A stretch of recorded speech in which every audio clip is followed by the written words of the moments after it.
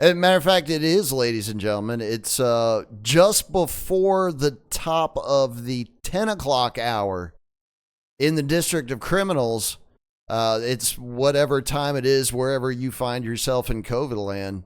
You're just going to have to do the maths on your own.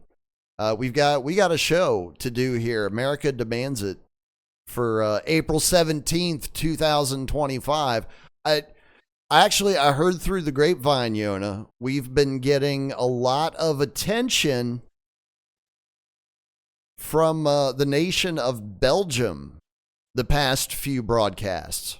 That's awesome. Specifically, Get I Fact got homies Harder. there. Yeah, Oh, do man. you? I All got a right. lot of homies in Belgium. All Shout right. out to my homie Laurent Yves Winon, Bruno in Liège. Oh yeah. Okay. Well, that What up, explains homie? it then. I I don't thought know if he wants. it was maybe like the NATO was checking up on us or something. Oh yeah, that too, because they're in there. Shout out to Yeah. what's her name? That's where Brussels Constantly is. lying. Von der Leyen. Queen Wonderlion. Ursula. Yeah. Yeah, yeah. Empress Ursula. Ursula von der Leyen. Which it's interesting when you check into her ancestry, she is an honest to God aristocrat. Like Yeah. she is Oh yeah. of the bloodlines. It's wild. Very much so. All right. I have control of easy. I've got two pictures of the Eminem. One is more recent, and the other one's not as recent, but it shows that he's really growing the spirit out, dude. All right, well, lay it on me. He's Let's see what we doing got. it. So, Liberty Radio, Newsy Channel. I dropped those two images in Oh, there. you put them in the Telegram. I thought you were gonna put them up in the Well, I guess the I thingy. could like. I don't know if you can. Yeah, I don't know if you can do that with see just if I static can images or screen not, though. share this. Let's see. Hold on. Let me get back there. Yeah, there it is. Oh yeah. All right. Yeah, there's a lot of bearded Marshall Mather footage I out mean, it there, looks Driscoll. like, yeah, but it looks like I don't know. It's too well coiffed, you know? Like it looks like severely manicured. It does not look like he's just growing it out, right? He's getting attention on that thing. Like maybe even on a daily this basis, one who here, knows? you know. Like there, see, it kind of looks red. A little bit. Well, yeah, but Bit red. if you look at my beard when it's fully grown out, dude, I got every color in my beard that you can possibly have that is natural as a human being. It's in my beard. It's in there. You can find it. Seriously, what is it with bushy beard M and just not looking real? Oh, this isn't Reddit. No, not Reddit. Stop the Reddit. Okay. Anyway, Why? What's wrong with Reddit? I mean, other than what we already know. Reddit. Oh Lord, I might as well shout out Mia Khalifa. Anyways, we're not going to talk about her YouPorn career. She's a professional now. Let me tell you, Tracy Lords could teach that little bitch a thing or two. Yeah, Anyway, she could. Yeah, she absolutely could. Darling, come here. Sit on my facts. So, how about those Gators, national champions, won the NCAA's? Nothing but partying going on in Gainesville. Well, yeah, that's what you do in Gainesville.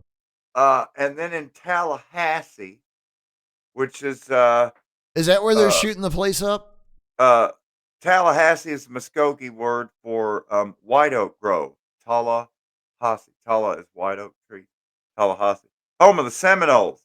So I would do a tomahawk chop right about now, but probably while I'm taking cover from the cop's son, who's on campus in the student center with a service.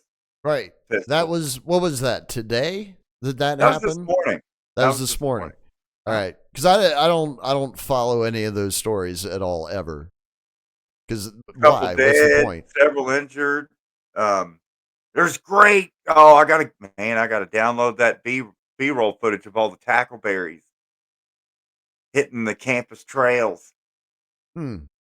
making their way to the student centers. Everyone's ducking and covering. That would be interesting to see. So it's a There little was bit different.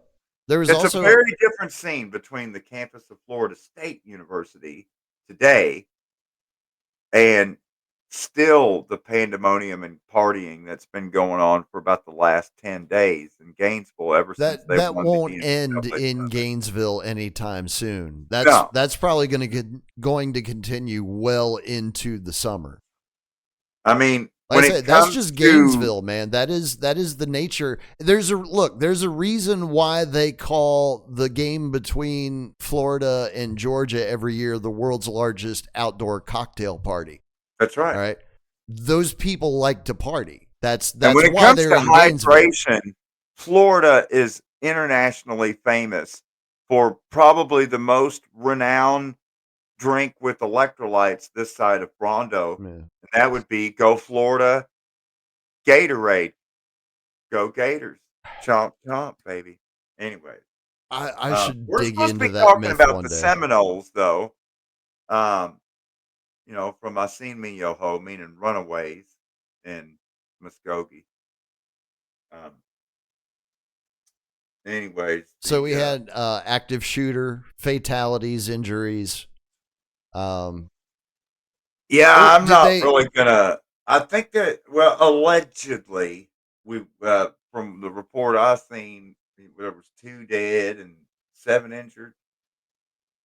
That's kind of But I low. was curious, like, because the way it originally, Those are like rookie numbers. the top of the report was like a very somber day for Leon County Sheriff's Office and for the Tallahassee City Police Department, because apparently moms and dads was Copy McCop cops, and the 20-year-old child of Copy dad and Copy mom was shooting up the student center with, I think, mommy's pistol, service pistol. And so that's why this whole Okay. story began with like really sad day for all the local police agencies because, and I'm like, but oh, what, huh? Say what? Interesting. And now Tomahawk Chalk, Tomahawk Chalk. Go Knowles, go Knowles. That's how you block the bullets. No, there was a shooting at a Dallas high See? school a couple days ago as well. So I guess we're finally back. I was wondering. 'Cause I was actually thinking about that this morning. I was like, it's Now, been when you say really, really Dallas quiet. school, are we talking South Dallas or I North don't Dallas? remember. I didn't even look into it. I just remember it was national news. It was a national headline from Huh. AP. I'm wondering if it was bullets or balazos. I don't know. I'll see if I can find out. But the one of the reasons I didn't pay attention to it is I was like, it's Dallas. There's shootings in Dallas all the Yeah, that's times. what I Just was so saying. happens this one was at a school. I like because like that's why I said okay. If it was like North Dallas, like if we're talking like Louisville, the Colony, you know, Farm to Market 544, you getting up into like some Richardson Thunder Duck territory again or something. Plano, you know, Sherman. Then I'm gonna be like, whoa, what the fuck's going on? But if you're talking like go south of the big penis there, the Reunion Tower, whatever it is, right by the Mixmaster, go across Trinity River, Houston Viaducts, and then get you in some of that Oak Cliff Wilmer action. Hutchins. Wilmer Uh, Hutchins High School. Do you know where that is? no. I'm going to find it.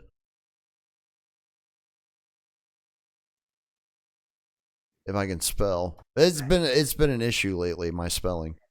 Now, my sister was a former instructor at the Segoville High School. Shout out, my sister Bina. Hi, Julie. Um, yeah, she taught there as faculty for quite some time. Ooh. So Wilmer Hutchins is in Hutchins, Texas. Yeah, That Hutchins, makes Texas, perfect just sense. And southeast of Dallas. wait for it. It is, drum roll please, south of the Trinity River, just below Oak Cliff in South Dallas. Okay, not surprised. Next story. Okay. That's just another day in South Dallas. Well, it was also one of the things that I did see about that one is I don't think it maybe it was this exact same high school, but it was apparently like another either that school or another school in the area like 3 or 4 months ago. The exact same thing fucking happened where like regardless of the protocols that they have in place in order to keep weapons out of school, weapon got into the school. And they're like, it wasn't because of our precautions. Well, they didn't keep it out either. So what good are they? Well, I know when my sister was teaching down at Segoville, we're going to go back in time now.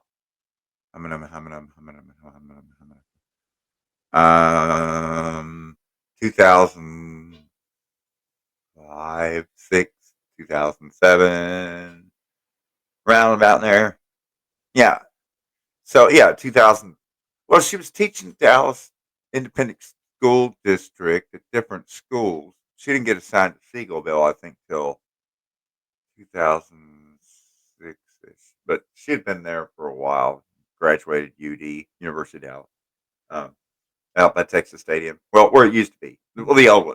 They tore it down. Anyways, so we're back to Seagoville. Yeah. So when she was teaching at Seagoville starting in 2005, they had all the, what do you call it, metal detectors and everything to get in and out of the school. Right. Because it was a problem when, like say you had a flask or something and you were smuggling into school.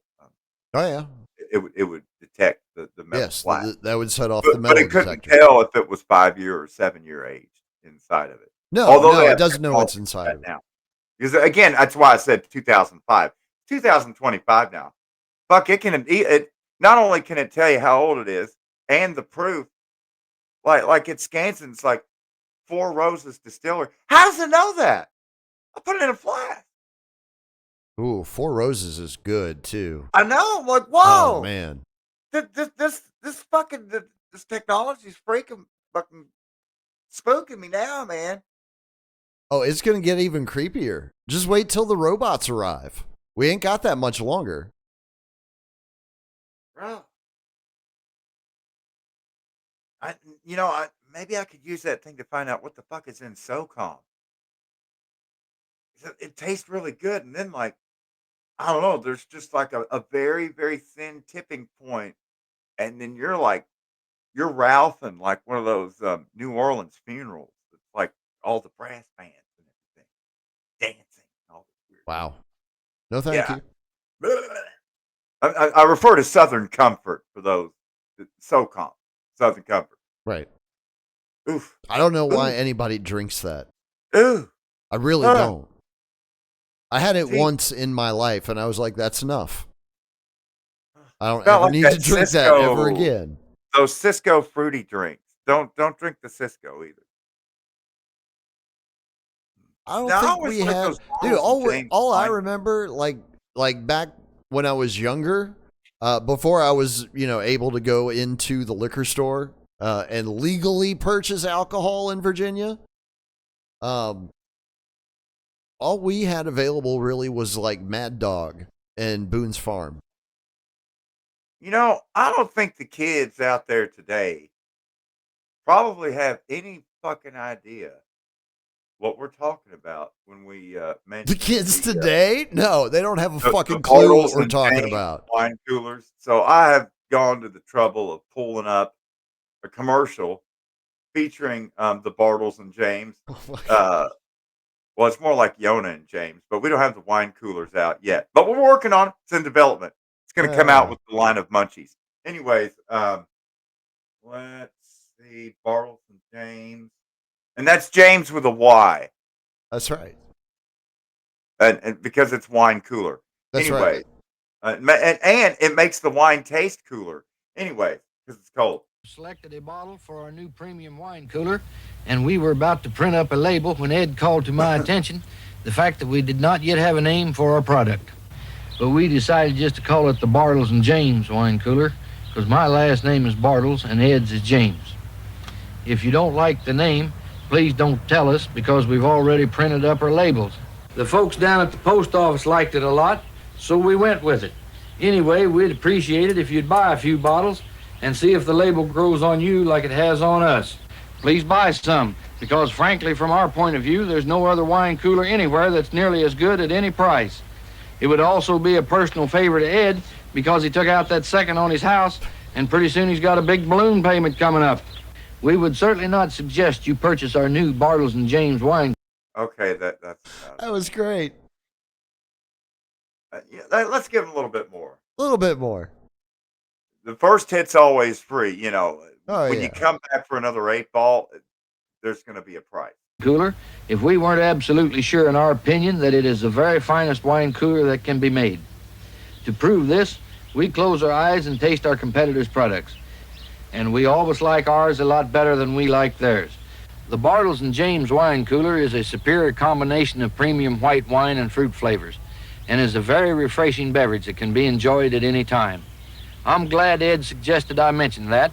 It would be a real shame if you had purchased a Bartles and James premium wine cooler without knowing what it was or what to do with it. Well, besides the premium white wine and special fruit flavors, there's Ed's secret ingredient, which is, well, Ed's got a point. If I were to tell you, it wouldn't be a secret, would it? I'm sorry about that. You know, I had almost forgotten the 4th of July was coming up, which would have been embarrassing, as that is Ed's sister's nephew, Oscar's birthday. So every year, just about everybody takes off work and has a picnic or fireworks in legally approved areas. I remember I hated these guys when I was James younger. Premium wine coolers, as they are perfect to celebrate birthdays like this. And we would like to fly over your house and write thanks from me and Ed in the sky. So, honestly, no offense to James, but Ed's really the star, man. Yeah. Ed's a cool motherfucker. You need to get up on that mic, man. Aha. Well, this is what's funny. Let me get it down here by my mouth. Now there watch. You go. Watch it. Now everyone can hear you. And slowly but surely, it'll drift back up. Keeps, it's, bro. Seriously, maybe I can tighten it down. It's gravity is what's doing it. Yeah. All right, let's see if that does. It might work. It might not. All right. I tightened some screws in. So. There you go. Improving the quality live. That's what it's all about. Ed normally doesn't talk on those commercials, because when he does, oh, dude, he speaks volumes. Drink the wine, kids. It's scary. It's like God voice. I was looking at their packaging, because I don't think I ever consumed a Bartles and James wine cooler ever in my life. I don't know if I've ever had a wine cooler ever in my life or not. Maybe one. I did drink a lot of bottles of Boone's Farm wine. It's kind of the same thing. Yeah, it's basically the same thing. Really, but I noticed the subtle little touches that they did with their packaging, right? Mm-hmm. Like they've got right below their names and right above wine cooler, they've got the word premium. Right. To stand out from the competition, yeah. Premium California wine cooler, and it's packaged. You don't have to ask what the quality of it is. It tells you right on the packaging. And then you pop. Absolutely brilliant. It kind of looks like you're drinking a Michelob beer. A little bit. It does look like a Michelob. You're right. Basically, a pussy ass California wine drink. Correct. With some quirky humans that are the equivalent of the sponge monkeys for the Quiznos commercials. Anyways. Right. How did we get to Bartles and James? I said, this weed is throwing me for a loop. We're drinking tonight, man. Oh, are we? All right. Wee! Drink more of the beers. No, I make my own coffee. There you go. Good stuff. Dulce de leche. Sweetness of milk.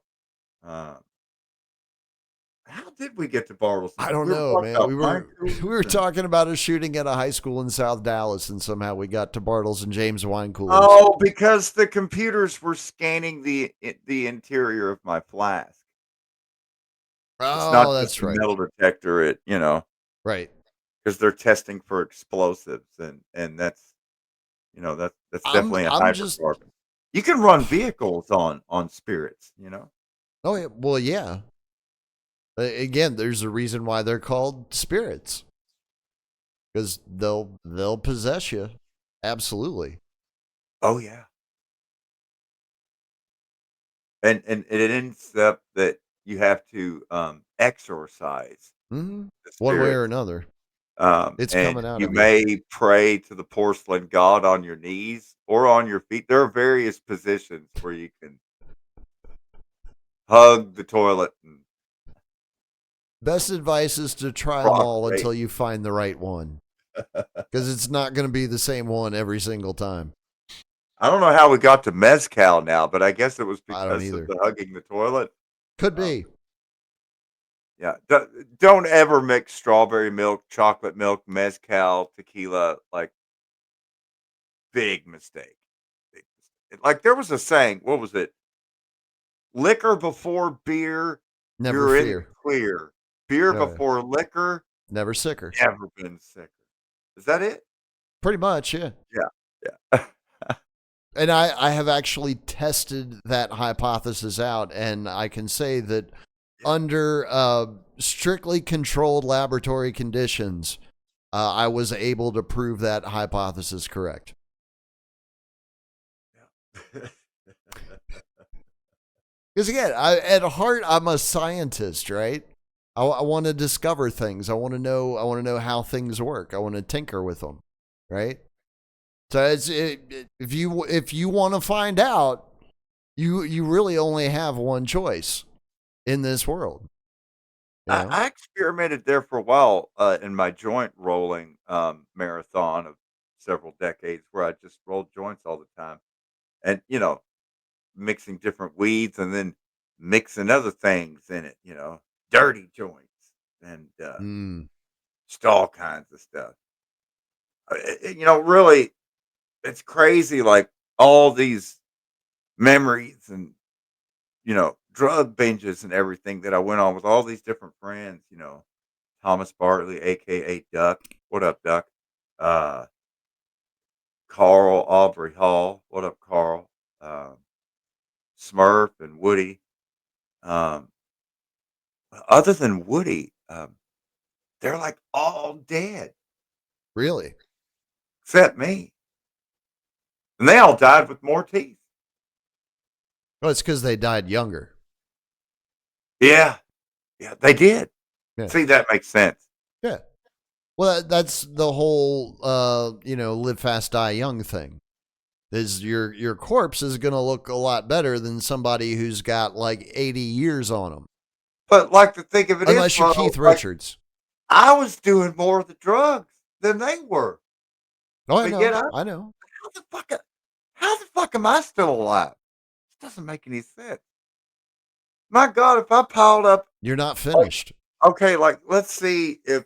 Yeah, I know. I've barely gotten started, but like, let's say, we're like in a situation where the Pizarro brothers have showed up at Cuzco, and they take the emperor of the Incan Empire hostage, Atahualpa, and they demand one entire room filled to the ceiling with gold and 3 more rooms filled to the ceiling with silver as its ransom.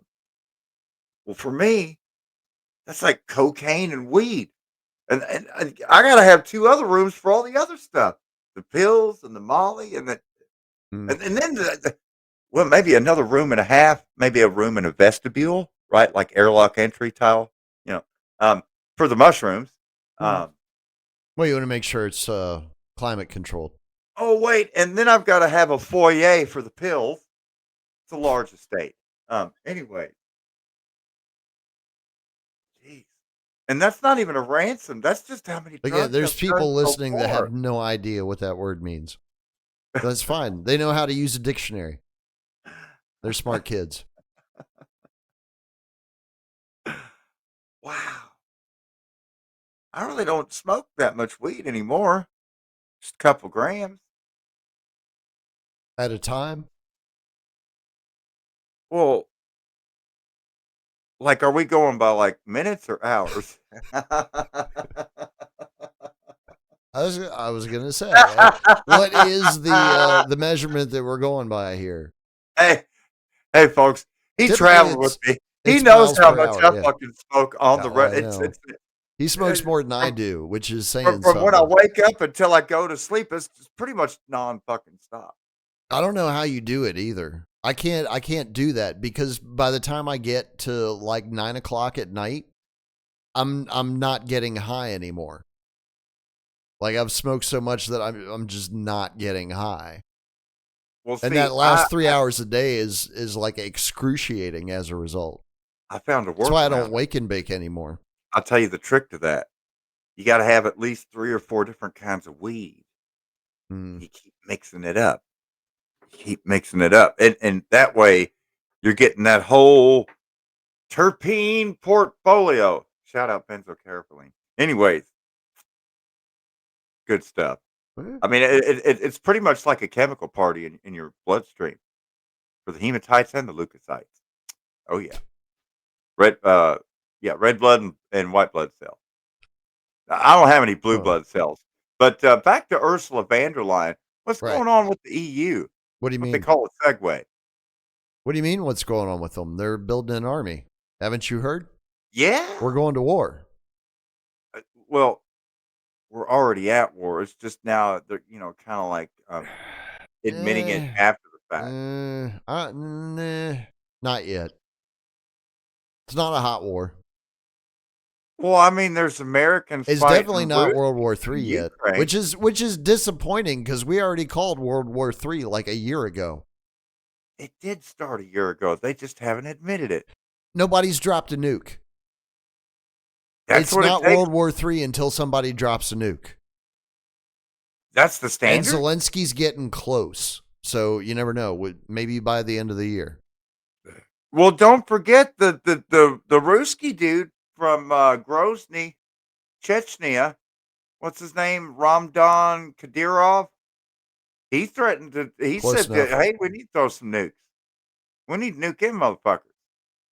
He's, you know what I'm saying? He's Mhm. reciprocated the threat of nukes, and he's uh hosted and been good homies with one of our favorite Crayola crown eating Marines, Scott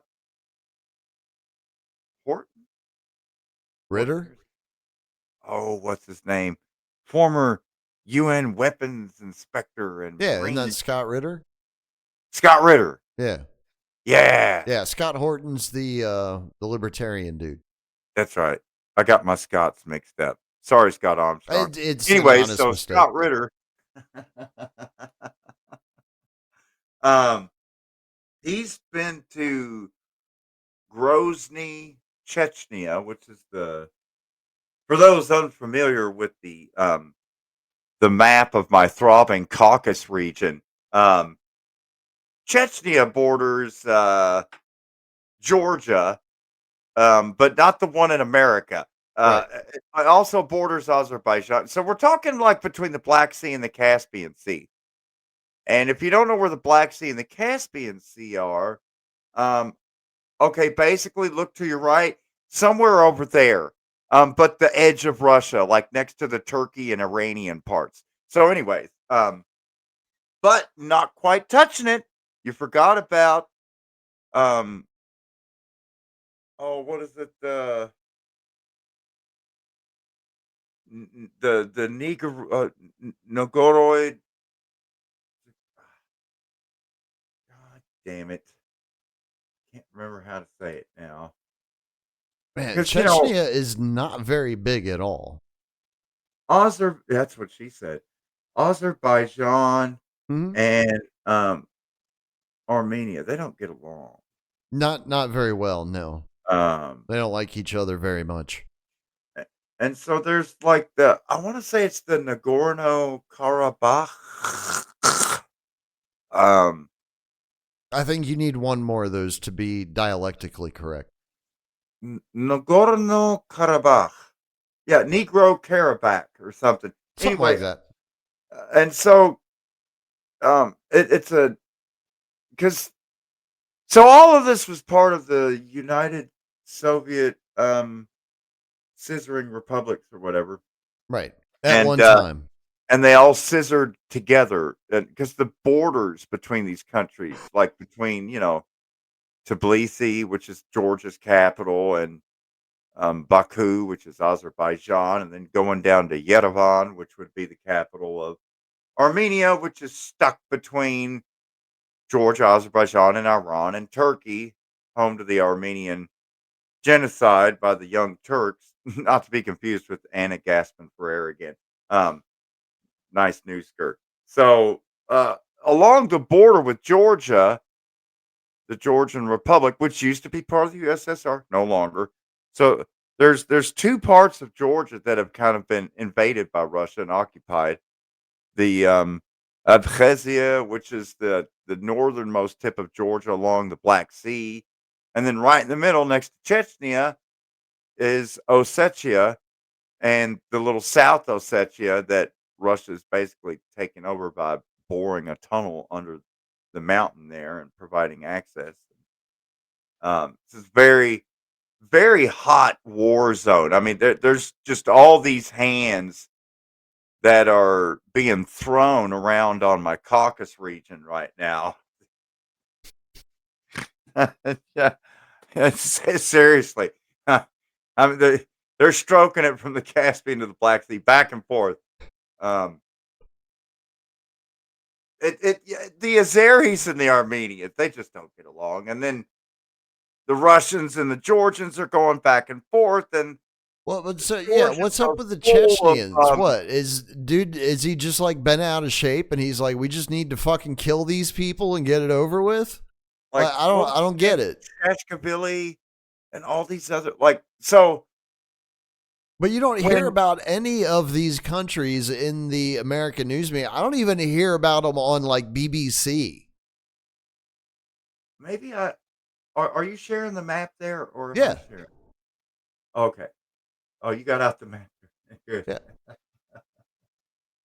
So, I anyways, like we've got maps.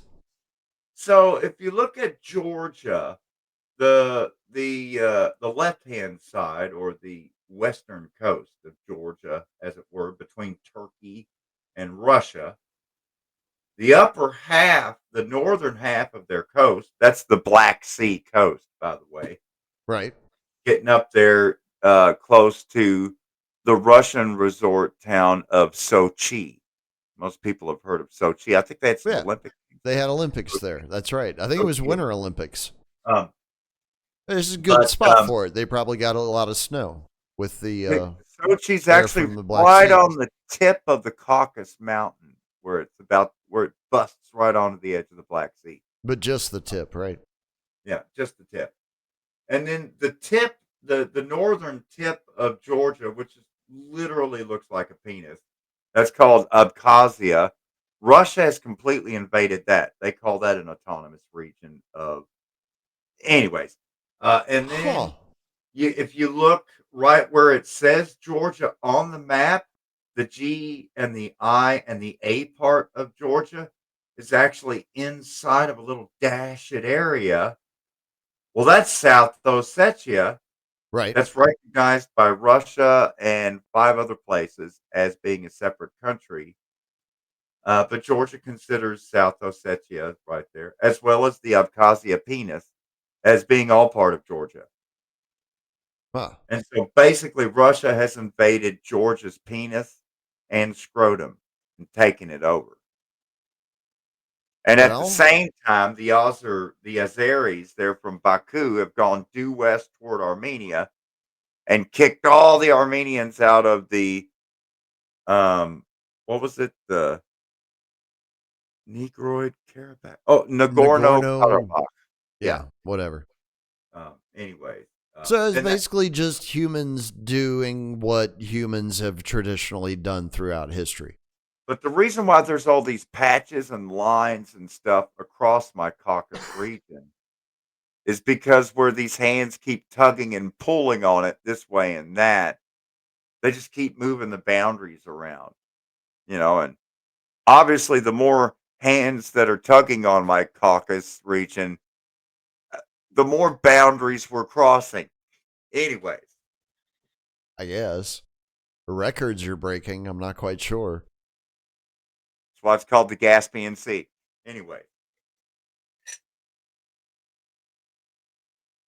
So you think this is where the real conflict is happening?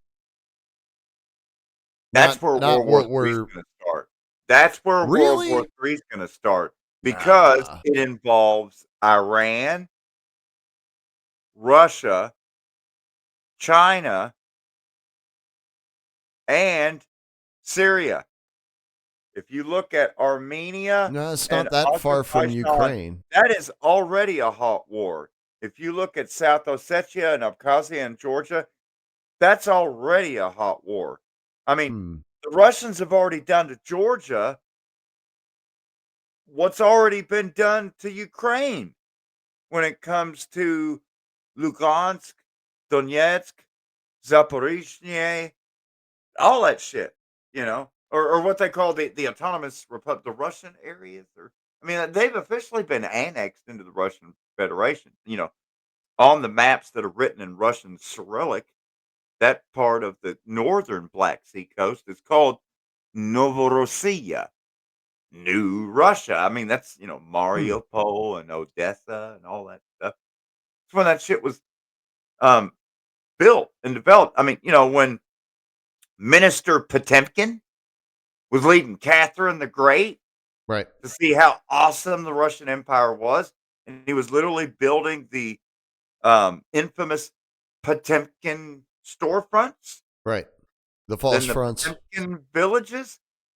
That's on the road from Mariupol to Odessa, where all this fighting has gone on between, the Azov battalion, hey Nazis, and the Ruskies, the Z force. Oh, they got a special day coming up soon. Yeah, Sunday, isn't it? Yeah. yeah, and Sunday's April the 20th. Mm-hmm. Monday, April the 21st, 2025, is the 250th anniversary of Paul Revere leaving the Green Dragon Tavern, Hmm. going up to the church, having the two lights put up, being ferried across the river to Charlestown, north of Boston, narrowly escaping capture Hmm. by the British, getting on his horse, riding with William Dawes all the way to Lexington. Tell the Sons of Liberty, it's on, motherfuckers. We're going to fight the British so we can be free of the Commonwealth rule Right. that we're about to rejoin. What do you mean Seriously. about to rejoin? Dude, we've Yeah, been under Commonwealth rule since 1947. yeah. But like, if you really dig into it, did we ever really become independent?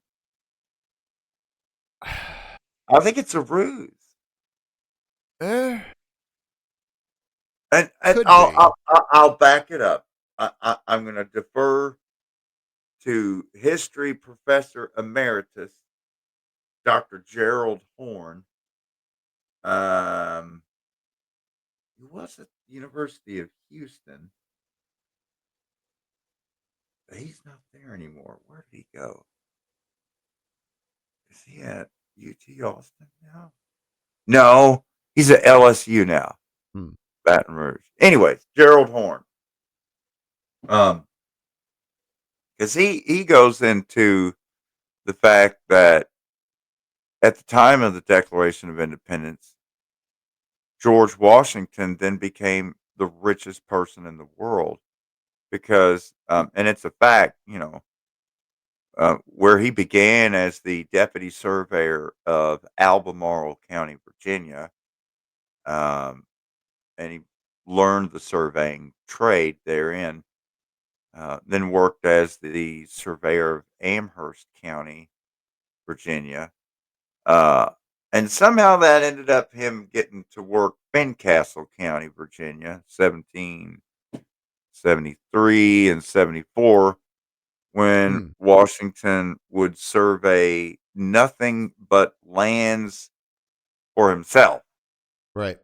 And so it's very weird to see a land surveyor whose body of work over several years, 80-90% of which is only him surveying land for himself that he was claiming to take possession of himself, which is professionally a big no-no. You're not supposed to survey your own land. Right. That's a big no-no. But anyways, at the time of the signing of the Declaration of Independence, July 4th, 76, uh, he had Huh. already laid claim to over 275 million acres west of the proclamation line, which was dissolved with that instrument, which then made his legal claims to land, his illegal claims to land, pseudo legal. You And know, a lot of them were knocked down, but he still was able to exchange those claims for treasury warrants that he could then sell to other people that they could then present to the surveyor for entry and then survey and then land grant. And but anyways, yeah, I mean, when he married Martha Custis, the widow, he was busted broke. He didn't have any money. hmm. All of a sudden, the Declaration of Independence, he's leading the fucking Army of the Potomac. He's the richest motherfucker in the country now because he's sitting on more land than he's the single largest landowner in the world at that point. Right. Nobody talks about that. Like it, it, it was about the land and claiming the land and establishing a new American aristocracy and monarchy. Not rejecting monarchy and aristocracy, Mm, embracing it, but for us to have our own blue bloods here. So it makes perfect sense that, the bonds of Anglo American friendship and control, it's never ended. I, honestly, yeah, well, Gerald Horne says the United States has never been fully independent from Britain. That's a ruse. I would agree with that. I would actually agree with Yeah. him on that. And it all stems from the fact that the United States is continually referred to, especially in the books that I read, as the great experiment. Hmm. Well, in order for you to have an experiment, you have to have a conductor of Right. that experiment. So it only And the makes conductor of the sense. experiment was the Bristol Land Company and the London Land Company. Well, there were a bunch of land companies, but Well, I'm talking about the first two to yeah. successfully colonize, right? But what I see in London like, Land Company yeah, landed at Virginia Beach. Well, they actually first landed at Bermuda and built a settlement at Bermuda. And then they made first landing there near Fort Henry, there, Virginia Beach. And then they, built Jamestown Colony. Um, mm, London Land Company, led by Sir John Rolfe, and of course, everyone knows John Smith and others. along with Dr. John Potts, M.D., Oxford class of 1604, the Right. guy And that made Elizabeth Warren. killed 200 of Pocahontas' relatives. Yeah. The Bristol Land Company, on the other hand, dispatched the Brownists, the buckle hats, the Puritans, right? The Pilgrims, and they Oh, landed yeah, those at fuckers. Massachusetts Bay, led by William Bradford Mm-hmm. of Plymouth Plantation, where they met Tisquantum at his Wampanoag town of Patuxent, which they renamed Plymouth, and they called him Squanto. Anyway, I talked about that in a That's previous what guest white people do. about when Pocahontas and Squanto were hanging out in London. Yeah. That was wild. Well, I mean, there's always been foreign influence and foreign pressure put on the United States, largely from Britain and France throughout history. But then once the nation state starts to become a thing about the middle of the 19th century, you've then got Germany and, so on and so forth.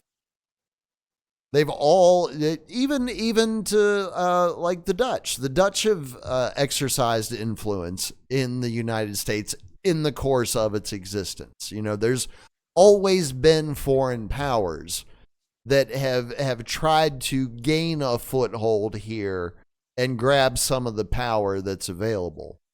And I think it just got to the point by the time we got to the 20th century and the intelligence networks were being established. At that one point, it was basically a done deal. We were back in the Commonwealth, if not in full body, at least in spirit. Like it was underway at that point. Did you know? Um, one time, one time, King James of Scotland was kind of feeling, that he was catching some FOMO vibes because everybody was like empiring it out Right. over New World colonies and everything. And I mean, especially in like the Caribbean, I mean, hell, they were even splitting islands in half, like Saint Martin's and Saint Yeah. Martin between France and no, I mean, it's still got this fucked up border today, halfway down the middle of a Caribbean island near Kitts and the Bits.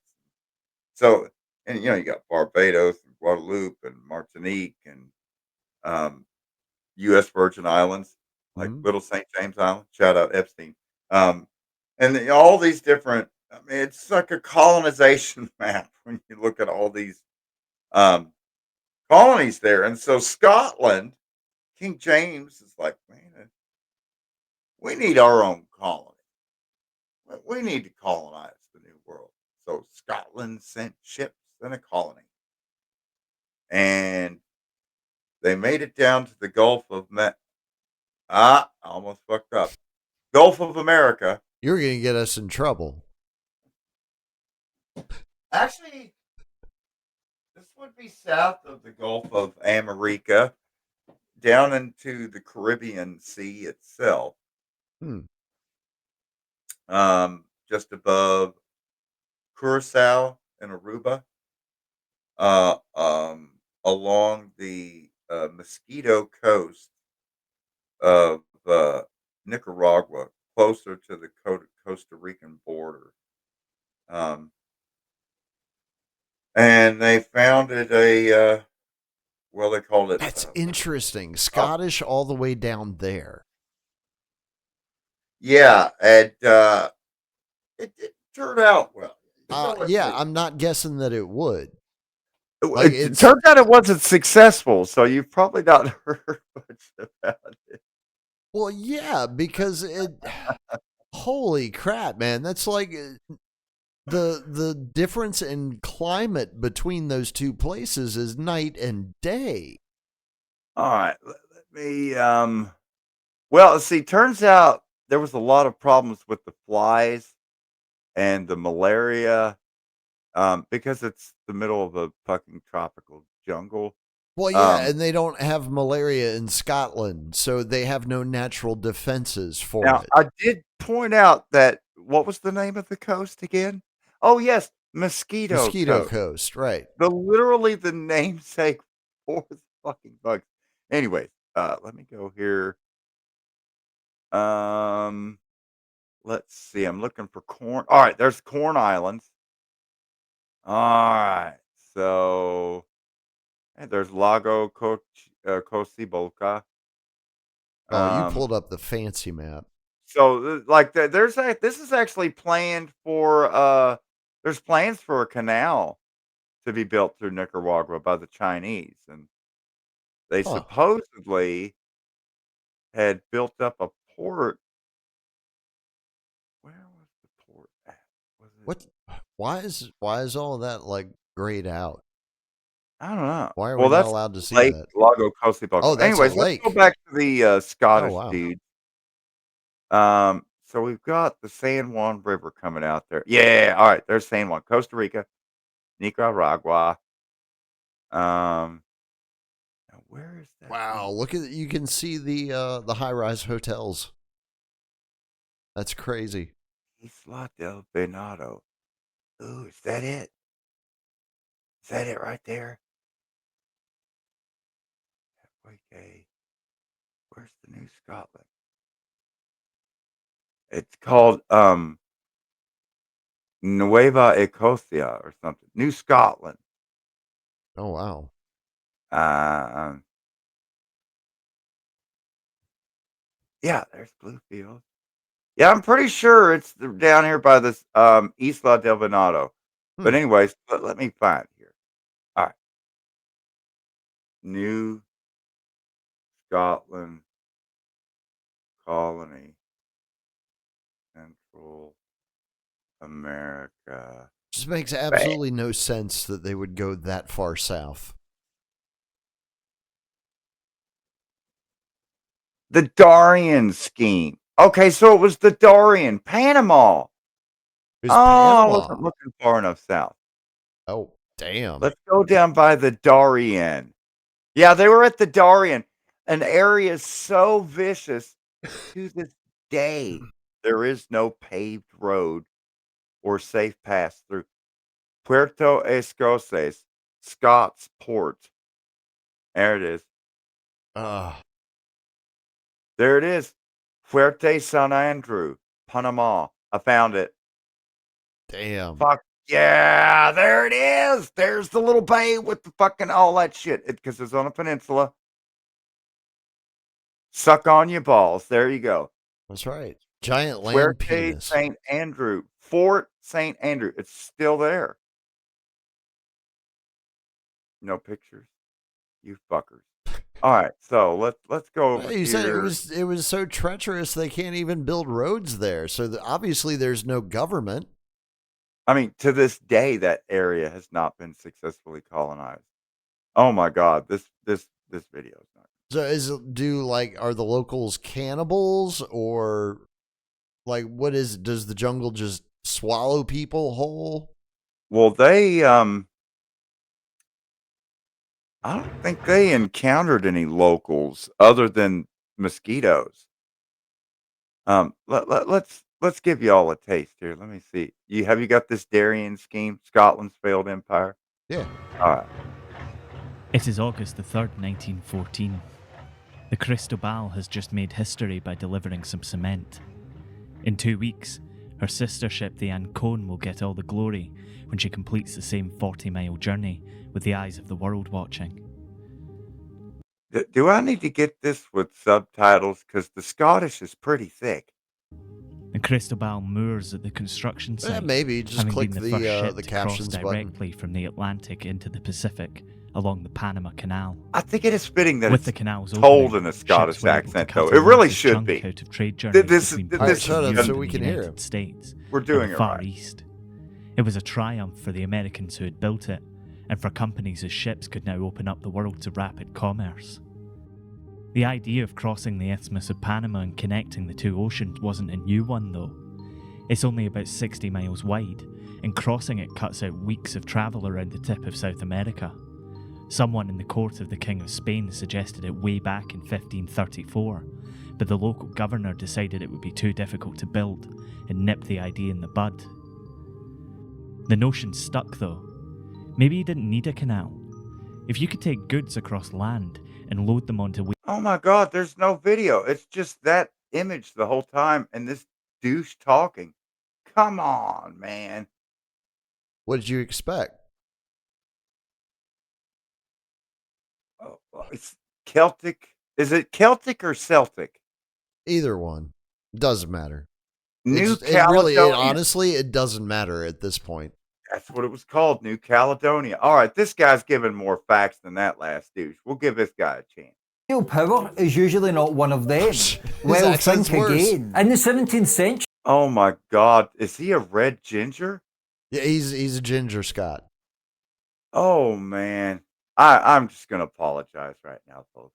Scotland tried to colonise part of the Americas. They must have been drunk. To be more specific, Scotland tried to establish a colony known as New Caledonia in the Isthmus of Panama, known as the Darien Scheme. The colony was built in modern northeastern Panama in the territory of the Guna Yala, an indigenous territory inhabited by the Guna people. The idea was to create an overland route that would connect the Atlantic and Pacific Oceans, allowing traders to use the New Caledonian services to move goods over land. And then I have included the closed captioning for people that want to read it in English. Load them on ships at the Pacific side of Panama. This would avoid ships having to take the perilous journey around the bottom arc of South America in order to get to the Pacific Ocean and to the Far East. This service essentially would have served in a similar function to the Panama Canal today, which wasn't built until about 1914. With the volume of trade in the 17th century,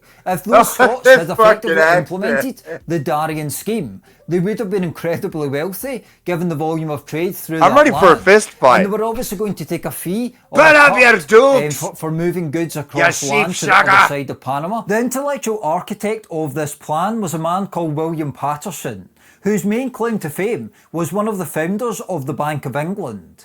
An interesting fact for a man who was born in Dumfriesshire in Scotland. At the age of 17, however, Paterson moved to the Bahamas for a period, and it was during this time that Paterson had the idea of the Darien Scheme. A few years later, however, Paterson returned to London, and he made his fortune in part through the slave trade in the West Indies, as well as starting a company that supplied water to London. During his time in London, Paterson had met a sailor called Lionel Wafer, a sailor who told stories of a paradise in the Isthmus of Panama, with beautiful bays, friendly locals, and arable fertile land. A place Arable fertile.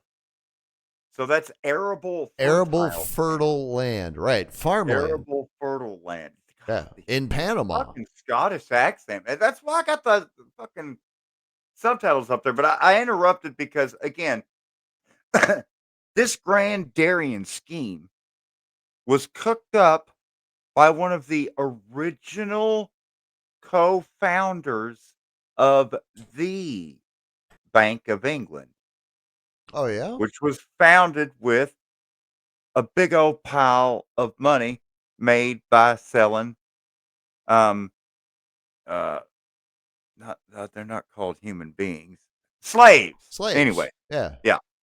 Anyway, that was big cash crop back before it was opium. I really hope I'm not throwing everybody off with the Scottish accent, but this has to be told in a Scottish accent. It has to be.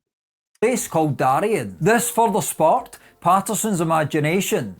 He first turned, however, not to his native Scots, but to the Holy Roman Empire and the Dutch Republic, in a bid to establish a colony in Panama.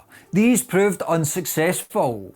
He soon turned to his native Scotland, however, where during that time and around that time, Scotland had been home to famine, war and economic challenges, and they were in need of fresh, new, innovative ideas. This idea soon found a home in Scotland, and there was a rush to invest in the Company of Scotland trading to Africa and the Indies, founded in 1695 to fund the venture. The scheme immediately had its enemies, however. The Spanish and the English East India Company felt threatened by this move, and the English East India Company even went so far as to lobby the English Parliament, forcing English investors to withdraw from the venture altogether. Lobbying isn't just a new thing. Unfazed, Patterson simply turned to the Scottish people and managed to raise an astonishing £400,000 in just 6 months, equivalent to over 50 million in today's money. The Darien chest, which was used by the company to store money and goods, literally looks like something out of Game of Thrones. The money was put to good use, however, building 5 ships: the St Andrew, the Caledonian, the Endeavour, the Dolphin, and the Unicorn. Let's face it, some of these names are a bit cheesy, but it was the 17th century, so we can let them off. We finally made it to the punchline, and I can dump this video. The unicorn? You did hear the punchline, right? Why unicorn? Did the Darien scheme fail? Because it was the Scots? Because it was led by a ship named Unicorn. Oh, well, I mean, yeah. But there's also Endeavor. Wasn't that one of the shuttles that exploded? That was Challenger. But there was more than one. There were 2 of them that exploded. Oh, yeah, Endeavor was the other one. Yeah. Just a coincidence, ladies and gentlemen. So I just went ahead and dumped the video, and I'm going to give you the thumbnail of what happened. Spoiler alert. If you don't want to know what happened to the New Scotland Fort St. Andrew Darien scheme, close your ears. Anyways, turns out they all got sick, about starved to death. Most of them died. I think less than half a dozen managed to make it back to Scotland out of, sounds like Jamestown, however many thousands. They resorted to cannibalism, and that was the style at the time. It was a long and painful death. It took them like 2 or 3 years to pretty much either starve to death or eat each other. Yeah. Anyways, think about that though. No, like with as bountiful as we know this land to be, right? Like there's literally, and again, I understand these people were not native to the land. They didn't grow up here. They weren't familiar, with all the various plant life that is available here. But again, if you've got no other choice, I would imagine at some point you're going to start figuring that shit out, right? No, instead, these motherfuckers are like, I bet you'd be pretty tasty, after a couple hours on an open flame. What's wild to me is when you look at Australia, the Spanish were the first really to see and explore and map out the Australian subcontinent. But I'm thinking they landed up like in Northern Territories, or as they would say, Northern Territories. Right? Northern Territories?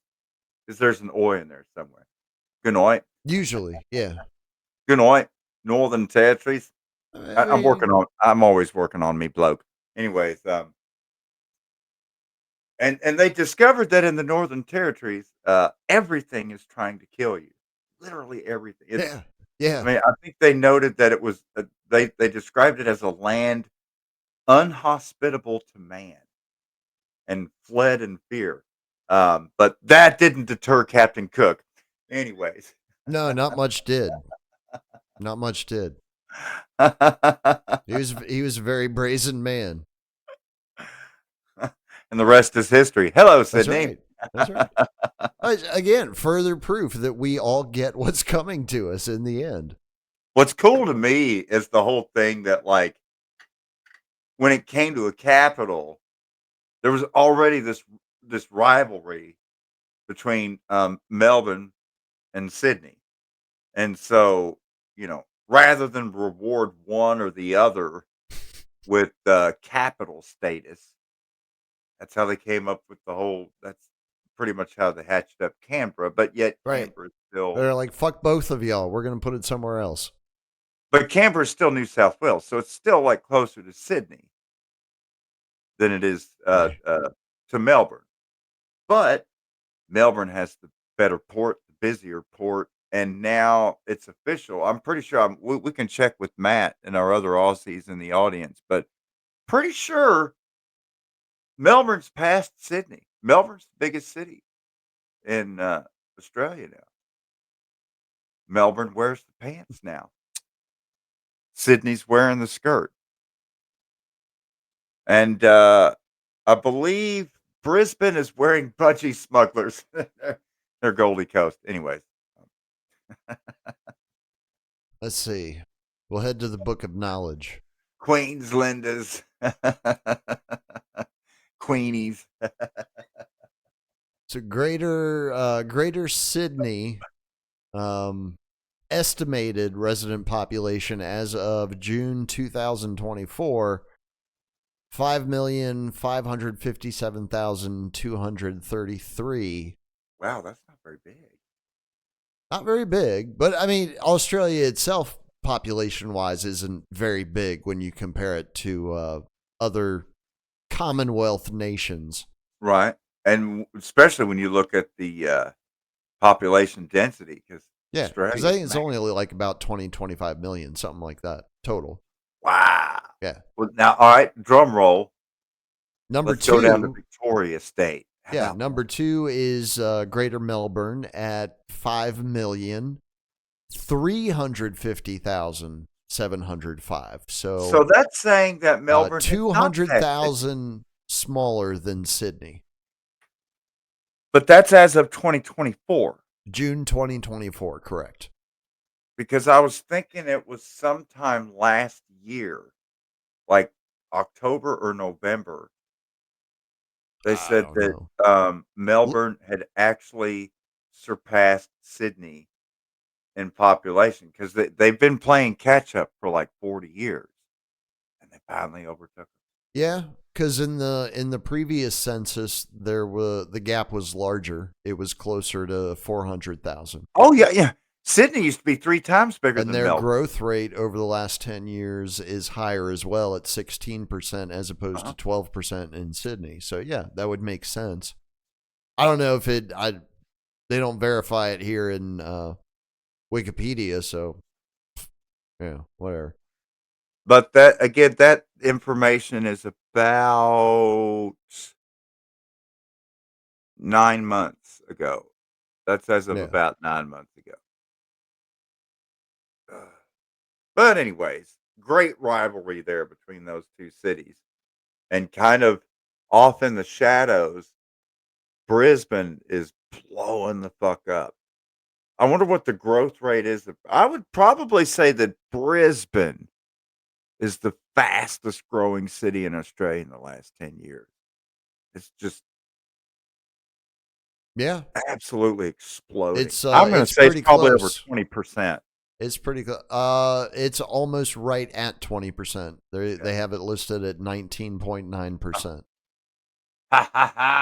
just edging out Perth at 19.28% and the Australian Capital Territory at 19.72%. So I even called that right. Fuck yeah, man. Pretty damn close. Yeah. I don't even know how you're doing this either. Brisbane, the fastest growing town. Well, I've been following well, let's see. In Brisbane, they just completed the underwater submerged and cut and cover combo project there for a freeway expressway tunnel. Of course, another toll facility operated by Transurban Toll Systems. Matt says they're getting immigrants. He says 80% of Melbourne growth in the last few years is Muslim and Indian imports.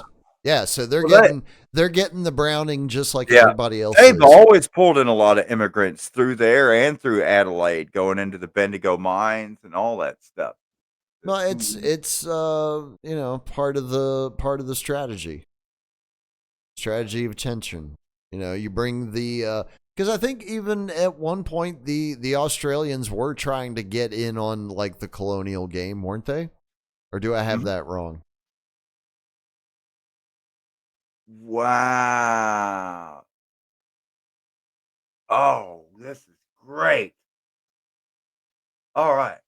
So Transurban also is the parent company of the NTTA, What is North that? Texas Toll Authority.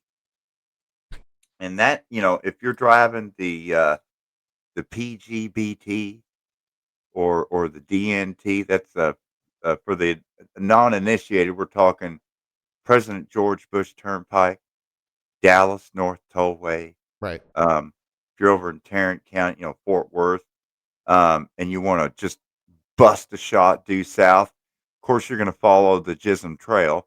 It's called Chisholm Trail. And it busts right down that way. Cleburne, Shout Texas. out Shirley Chisholm. There's Chisholm on your chin. So you pay that money. Well, just like when we were on the 360, and the dealership had to. I guess the dealership got the toll for that temporary tag. On Farm to Market 360 there, cutting right in between. But I would Transurban question whether or owns- not they paid it. They probably just threw it in the trash. Yeah, I'd say so. That's what I would have done. Yeah, that's what I would. What are they going to do? Right. Are they going to come arrest me? And you've got like, what is it, the Hardy Toll Road? There's several toll roads down in Harris County too, around Houston. But anyways, Transurban. You even got toll roads around Tyler Wow. bypass. Again, Transurban owns those roads, charges the toll, same as the toll roads around Travis County, that Austin area. Let me see. Yeah, let me introduce you. This is talking about the Sydney tolls deal where Transurban owns the toll booths in Sydney and in Brisbane and these other areas where they've been doing. Yeah, I was just looking them up. They are an Australian company. They've been doing the public-private partnership. I'm just going to roll some footage here. This is the remaining 49%. For you, what are the meaningful implications of that for the company? Look, we've been targeting this transaction, I guess, for over 5 years now. We bought the first 51% in 2018. It's just one of the great assets in the world. I mean, with this current valuation, this is a $33 billion enterprise value and one of the great sort of road assets in the world in one of the biggest or fastest growing sort of economic cities coming out of COVID in the world. So just great position and a great asset and something we're very proud of to be a part of. Yeah. You hit those two elements that I needed to talk to you about. You talked about that's the a Bill valuation. You Gates talked type about laugh. the city looking at this he's roadmap dead, to emerge so from COVID. guess Not y'all just gotta the be city, but of careful. course Australia and the world. But does that kind of speak to the confidence that you think how robust the recovery is going to be this time? Yeah, well, we saw when we had the first lockdowns in Sydney that as soon as we came out of lockdown restrictions, the traffic was actually above pre-COVID levels. So we saw the very, very quick recovery. Still some hesitant around public transport. We think that will ease over time with the vaccine, but we've seen how quick the recovery's occurred. And I think the New South Wales government, and then we've seen the resilience around the All right, so there's the lizard creature that runs that fucking company. Jesus. Transurban Toll. I believe they say controversy. I bet he lives in a nice house. Scott Controversy. Charlton. He's not even Australian. No. Didn't have much of a No, I didn't hear accent. like a g'day mate or anything like that from him. Not even a single oi, as a matter of fact. $multi-billion company controlling Australia's roads. By the way, everything I know about Australia, I learned from AC/DC, in case anyone was wondering. Toll road operator Transurban has turned around its fortunes. Last year's loss is now a net profit of $60 million, largely down to the paying motorist. Here's Francis Bell. Traffic volumes are up on most of Transurban's toll roads in Sydney and Melbourne, and the accompanying boost in revenue has helped deliver a profit result slightly higher than expectations. I think these results show that there's significant value in this company and there's good growth prospects coming forward. The group has posted a full-year net profit of almost $60 million, a big turnaround from last year's loss of $16. I mean, isn't it time to think of public right-of-ways and public highways as a business opportunity, Hillary? I mean, come on. Well, let's privatize the commons funny a little you bit should harder. mention that, Yona, because it's the access to the motorways and highways and byways of the nation and whatnot. That's not a privilege that the common American is going to be enjoying for very much longer. Oh no. No. Like what were they calling it? It's a matter of fact, from what I've been seeing of the international news, some of the Europeans are starting to figure that out. That the roads that they used to believe belong to them actually don't belong to them at all, and the government's just doing whatever the fuck they want to with them. Is it variable? It's where they do surge pricing at the toll booth, so you don't know what you're going to pay until you pull up. But they do that in DC. Yeah, they already do that. But they have, I'm trying to think of the euphemism. Dynamic. That's it. Yeah, dynamic. Dynamic pricing. That's their fucking euphemism for fucking you at the toll booth. Well, there's more traffic right now. Well, fucking you at so we're going to charge you more. Yeah. But do they really charge that much less when there's not traffic? Yes. Yeah. I've seen, all right, so I remember when they first started doing tolls on 66.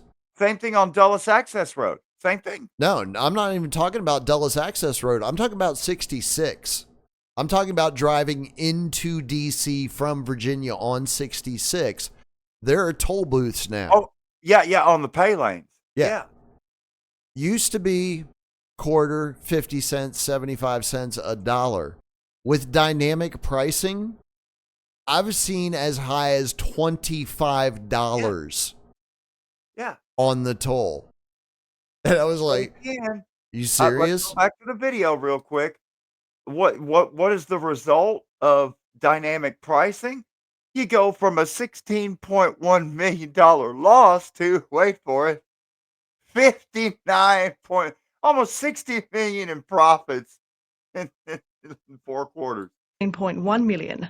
The more reliable indicator of the toll road operator's performance, its proportional underlying gross earnings, grew more than 13% to nearly $630 million. 13%, mate. Wow. There you go. Look at him. He's having a fucking orgasm just thinking about all that profit. Yeah. I just rub it all over myself. Coming in his pants right now. That's why I paused it right there. Literally nothing in his pants. That's the third consecutive year of double-digit EBITDA growth. So, See, yes, he is. Yeah. Yes, he is totally coming in his pants right now. Did you hear what he shorts right now? God, fucking hate God, Transurban is raking in the money, and it's gotten so bad. I was hoping to play one of the clips of all the people protesting and screaming and hollering about it, but instead, I showed you CEO Charlton and his Renfield, while they're both basically climaxing on camera. On camera. 3 years of double-digit growth. Again, another reason I don't have a vehicle right now. I saw the writing on the wall, and like I saw the shit they were getting ready to do with the insurance rates. I saw what they were doing with toll roads. I saw all of that shit and where it was going. I'm like, yes, they are going to get people out of their vehicles one way or another. It's going to be a struggle to hold on to your vehicle after 2030. I have no doubt about that in my mind whatsoever, because every single year that goes by gets a little more difficult, a little bit more difficult, a little bit more pressure on the individual owner, a little bit more expensive, a lot more expensive sometimes for no fucking reason. Well, apparently, all this shit with the toll roads in Texas has caused some frauding like damage. It's rubbed a lot of heads carrying cowboy hats the wrong way. That's not And hard to do, so though. we've got apparently over 20 bills now that are about to be floated down the San Antonio River. Let's see here. State lawmakers are considering sweeping policy changes for toll roads in Texas. They've filed nearly 20 bills that include bringing more transparency to billing and ending criminal penalties for toll offenses. KVU's Darren Shaharan is live outside the Texas State Capitol tonight with more on how the proposed changes would impact drivers. Darren Isha. Brian and Quita, nearly dozens of bills have been filed in regards to toll road reform.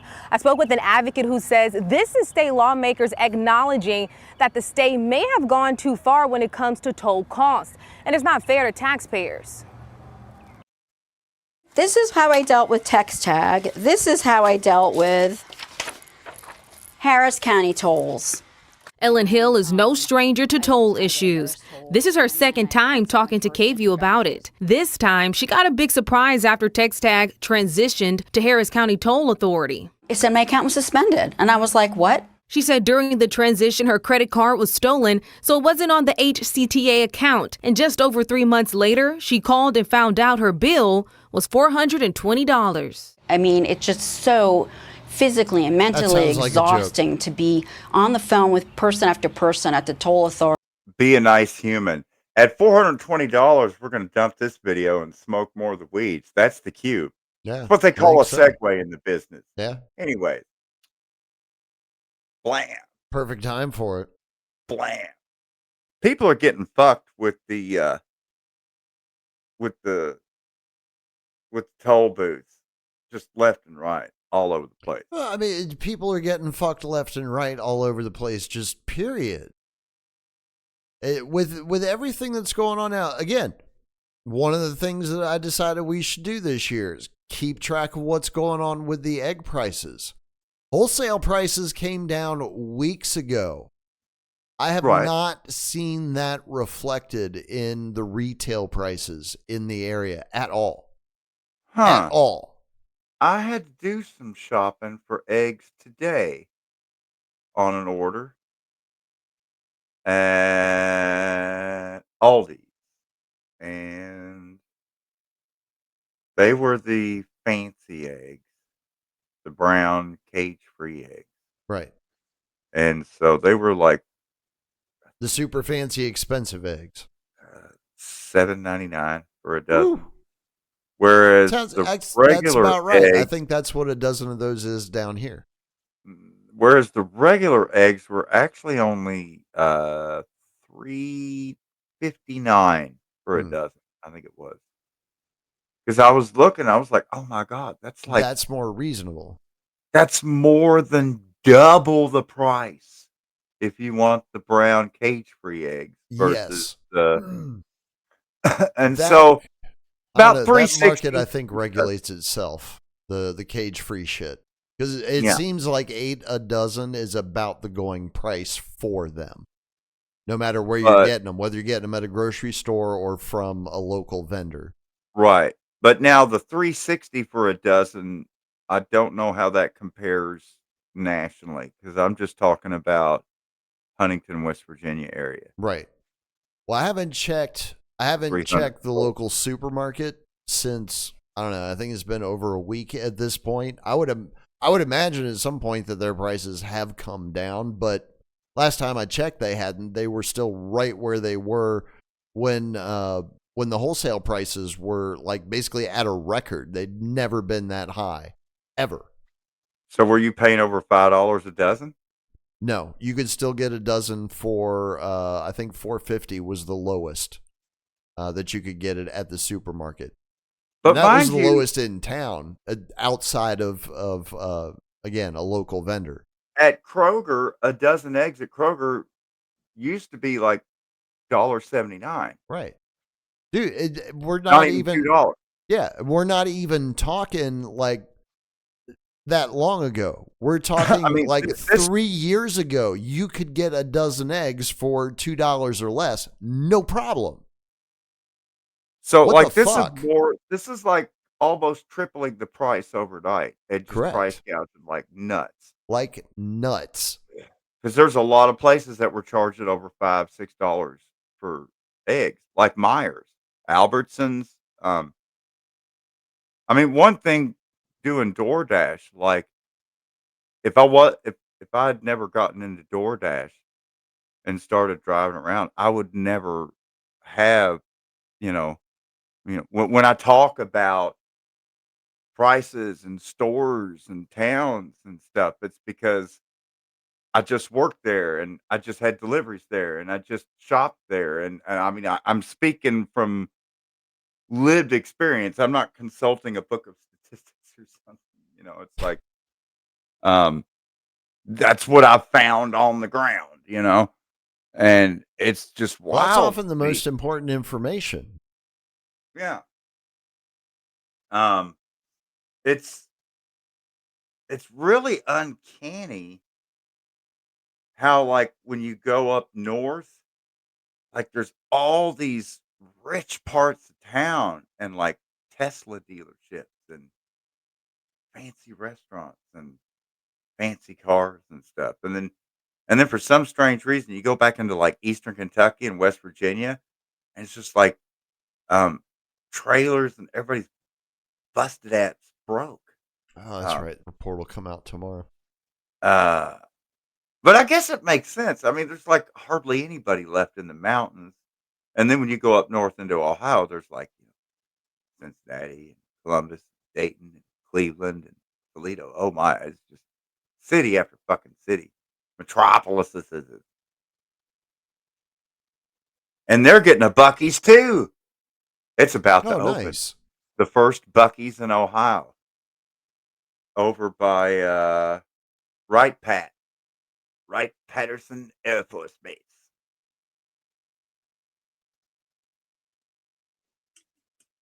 Yeah, Which is even last week, between the wholesale price Springfield. declined again. Wow.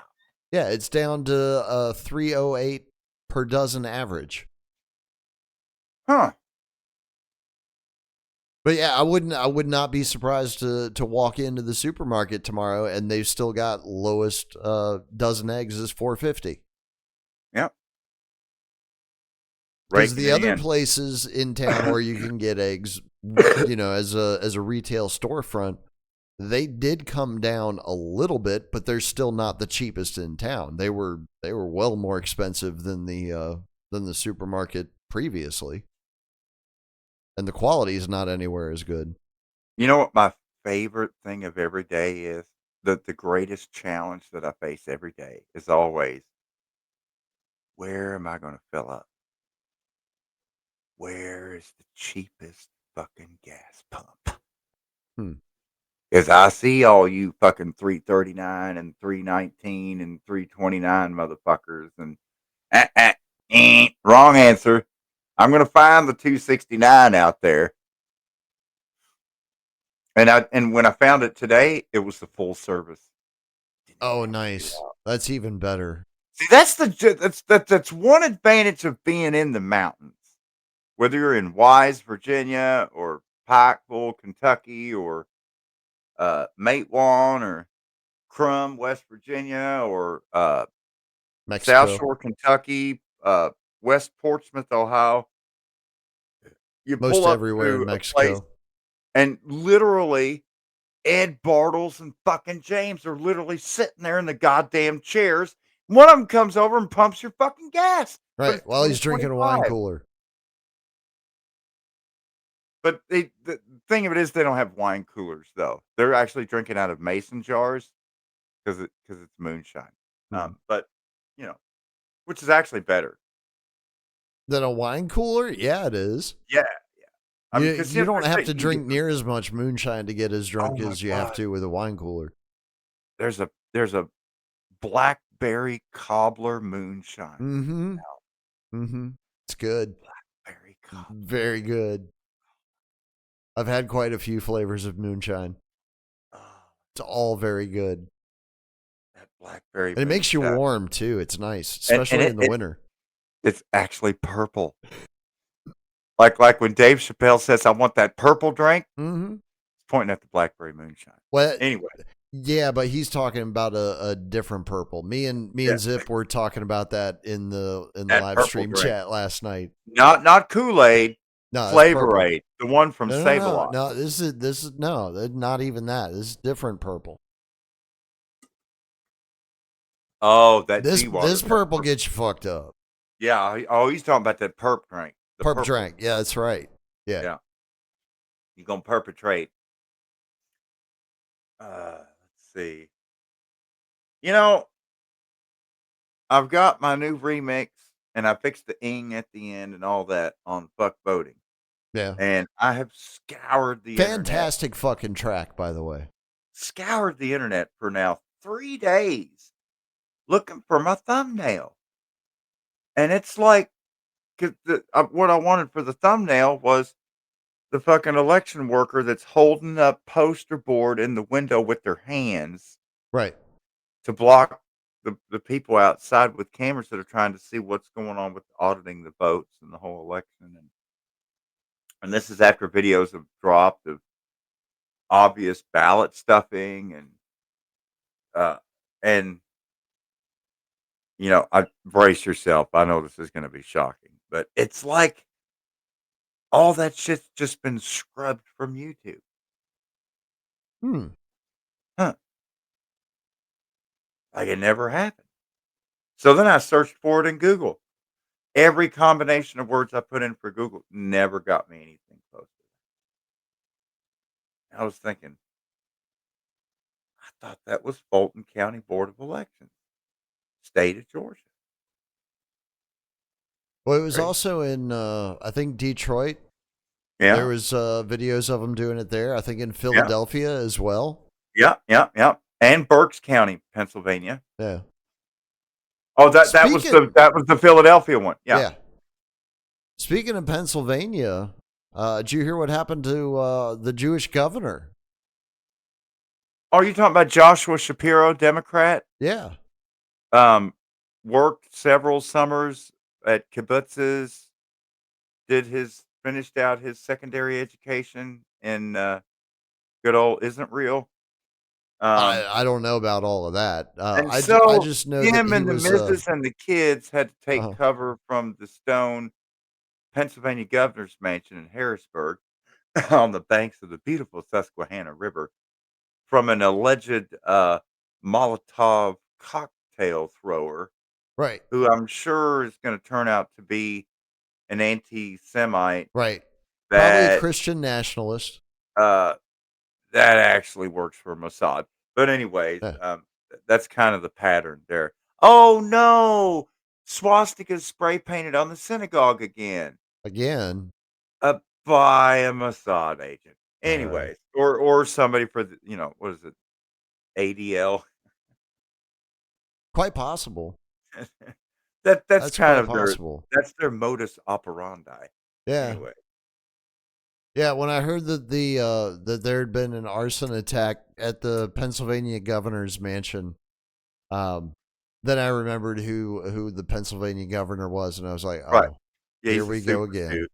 So it's basically like if you took the plot of Gretchen Whitmer, but he had less Spider-Man in the meme, and you wrote it in Hebrew.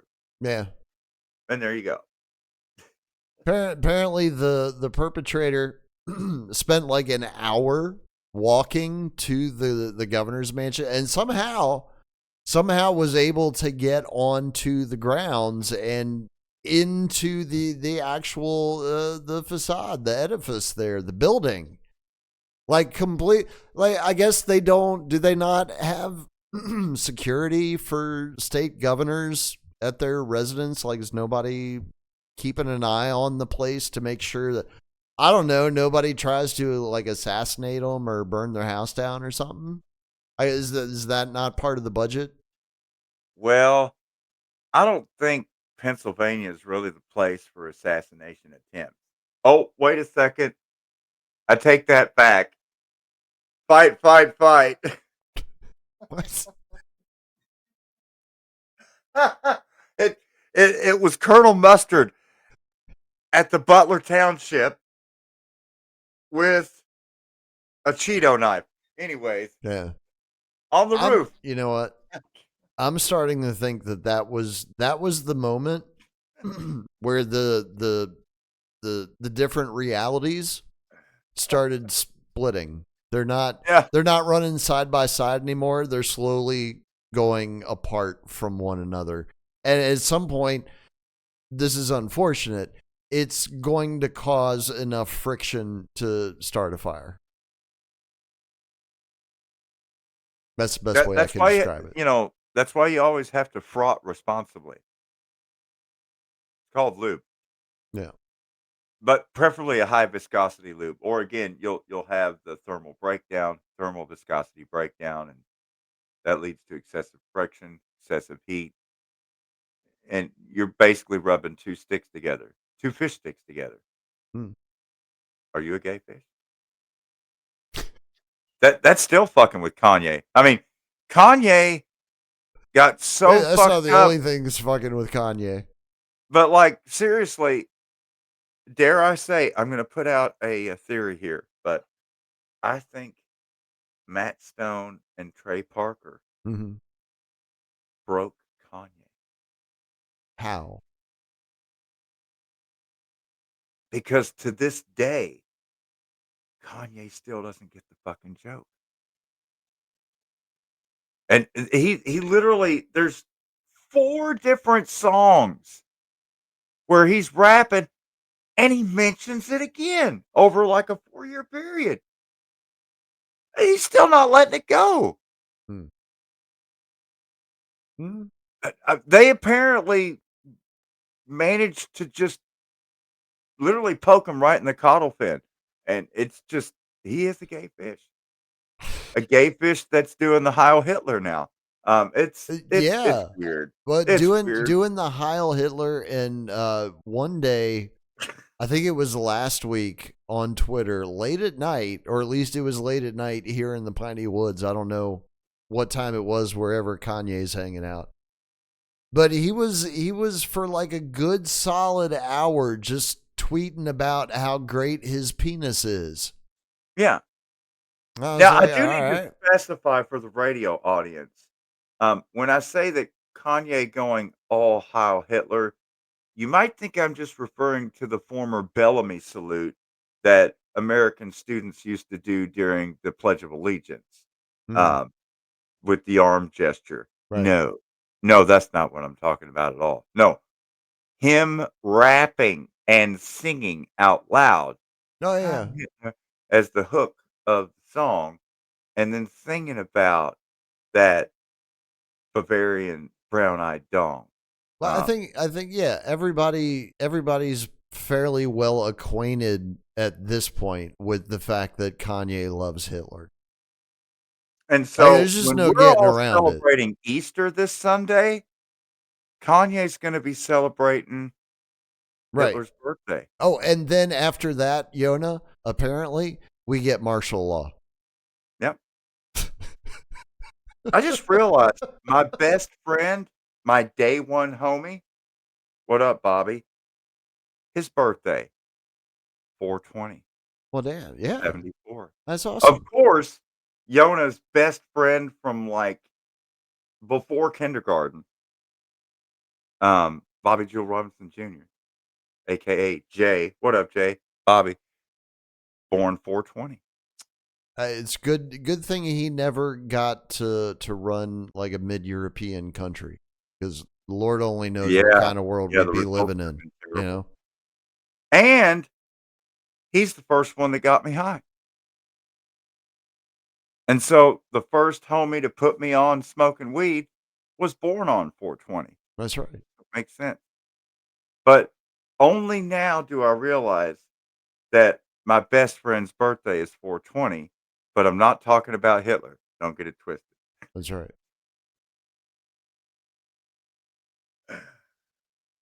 Okay, now for an awkward segue, back to this Joshua Shapiro thing. I was expecting that we're gonna need some catalyzing events Mm-hmm. in order to more criminalize free speech. Mm-hmm. And Especially anti-Semitic speech. yeah, I mean, it's gotten to the Because again, point. Trump said before he even got into office that he was going to solve that problem. There's been waves in my media diet. There's been changes in diet. Like, like if you're trying to lose weight and you go from the Atkins diet to the keto diet and all this stuff. So, I look back at my prior media diet, like for example, watching Amy Goodman, Juan Gonzalez, the Democracy Now, War is Peace report, or What Up Johnson, what's his name, Tim Black, and Kyle Kuklinski, and David Dole, and David Packman, and I'm talking like going back 10, 15 years ago. Big Picture with Tom Hartman, and there were points, there were waves of unsubscribe, unfollow, just like Jamal Thomas, just never watched. Like I just kind of turned away and ran. Right. And things kind of stabilized over the last year and a half. But now in the last week, big wave of dump, and I've dumped like 4 or 5 different channels, unsubscribed, unfollowed. It's like the Quartering and Salty Cracker and a couple others that I'd been watching because nothing but pro-Hamas thugs, Jew haters protesting against God's Israel, and I'm like, yeah, big strike, you're gone, deal breaker, and that one's gone too. Well, you know why, right? Big Daddy Israel. Well, but so all right, so these are what you would probably call larger voices in non-traditional media, right? They're nudgers. Exactly. Look, how are you going to fill camps, Yona, if you don't have any people to put in those camps? You got to get the people out. So in order to do that, you've got to install the hate in their hearts to encourage them to get out in the street and shout about how horrible the other is. What's awesome is now, like, what was his name? The other one that I dumped. And I've actually used some of his stuff in my music videos. Won't see him again. What's his name? Benny Johnson. Another nudge chunk. Call him what he is. He's an influencer. Yeah, an influencer. Benny Johnson with his immaculate teeth and hair and I mean that in the derogatory sense. Quaff. He because doesn't again, have anybody who actually wants to apply that word to their identity deserves everything horrible that this world has look to at offer. The kind of eyeglasses he has, but then he doesn't comb his hair, and he has what we call in the business a quaff. A quaff. Yeah, it's called a manufactured image. A quaff. Anyways, yes, because nobody's hair does that naturally. Yeah, with the bounce and everything. Like, what are you making, a fucking hair commercial? And again, it's just uncanny how the vocabulary and lexicon, once again, syntax. It's how much more obvious does it have to be? I don't know that they are quite fucking literally reading from the same goddamn script, the same words pronounced with virtually the same inflection, same syntax, word order, tone of voice. All these things come into play. Funny thing is, I don't think these people realize how obvious it is. I don't think they do. I think they believe that they're getting over. They're really pulling it off, but for a lot of the audience, we can see the wires and like the special effects is just it's like watching a fucking NASA live stream. Yeah, it's just like, seriously. It's like, like after Katy Perry gets on her knees and she's kissing the ground and Gail's coming out, and it's like, that was some shitty production, dude. Oh my God, was that terrible? That reached a whole new level of fake and gay that I'm going to call fake Sonic and gay Sonic. It was so fake Sonic and gay Sonic, you don't have to pull up to the drive-thru, and you don't have to walk in. Every parking spot has an order board. Yeah.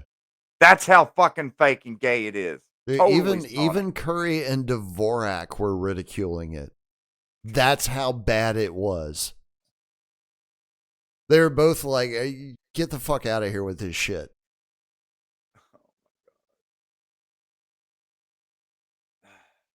So, God, did I turn heads today? I didn't realize it at the time. What did you do now? Well, it was a beautiful, warm day, so I had all my windows down, and I decided to go in downtown Charleston, West Virginia, where all the people are at the picnic tables and hanging out by Charleston Town Center, and they've got all the trees and the bike lanes, and big pedestrian walkways, and just people packed everywhere. And most of them are, state employees or election workers and stuff. And so, of course, I've now got 4 different remixes for fuck voting. And so I was going through and listening to the different remixes, and it's got the vocals on it are like George Carlin, and he's like talking about how, fuck voting and I just stay home and it's all rigged, and I'm not doing it justice, but we'll play it here in a second. But it anyways, the hook, I made the hook of the song fuck voting. Features very prominently in that song. And well, it's a strong message. Well, definitely a black pill. And not a welcome message. Yeah, if you like to speak in pharmaceutical metaphors. That was not a welcome message in West Virginia state capitol. I wouldn't imagine it would be. I don't think it would be a welcome message in the district either. I would still blast it in any vehicle that I was in. You all right? You just gave me an idea. 4th of July, time man. I've got a 2 or 3 day bender to work. Yeah, they usually do like a big celebration down on the mall 4th of July. I'm just saying, there's a lot of people down there most of the time. Yeah, but if you really want to get them where they live, I got to hit that PG strip right above Gaithersburg and Rockville. Just slow roll right through the middle. Where they're so pretentious that they tore out the blacktop and put in brick pavers. That fucking pretentious. Yeah. You know where I'm talking about. I know exactly where you're talking about. Yeah, they put in fucking brick streets and roundabouts and everything. God. And that's where they live. And they're all out walking their dogs and got the ankle weights and the wrist weights. Like I call them the dry land skiers, where they're dry land skiing when they walk. Like it's like they've got ski poles, but there's no poles in their hand. Like, I always referred to it as observing the humans in their natural habitat. Yeah. Whenever I would see them out on the street, I'm like, oh, they've let them out for some exercise. That's awesome. Shout out Prince George County, Maryland. Anyways, go twerps.